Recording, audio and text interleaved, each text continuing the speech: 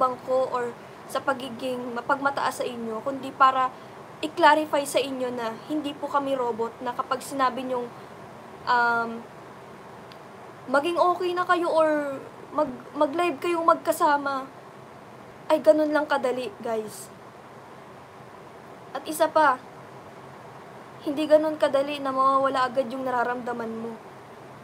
If ever naman nag-sorry ka, oo, nag-sorry ka, tatanggapin ko yung sorry mo, pero hindi ibig sabihin yung tampo ko is wala na. Di ba may proseso po yan? Lahat ng bagay naman, guys, may proseso eh. Kung marunong ka lang talagang maghintay. Pero kung itinitrigger mo lalo yung isang tao, doon, hindi agad-agad talaga magiging okay. Di ba? Huwag mo kasing ititrigger, hayaan mo siya na maging okay. Hindi yung, kapag nag-sorry ka, okay na yun. Hindi yung dadagdagan mo pa yung yung sinasabi mo, mga ganun po, di ba?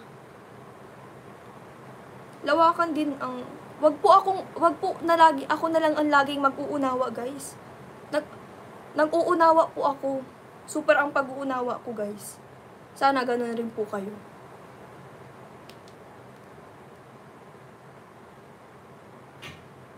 Salamat po kay Tita Julieta Espirito. Thank you po.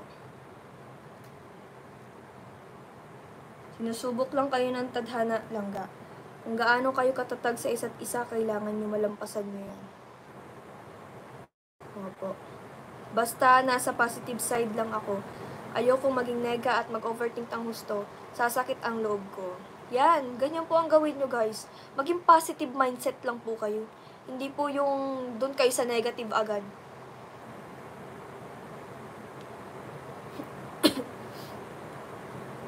Magtiwala lang po kayo. Kung talagang wala, tanggapin. Kung talagang nandiyan pa, mas tanggapin. Mas masaya. Pero kung wala na talaga, guys, huwag nyo nang ipilit yung mga bagay na hindi nababalik. Yun lang po yun.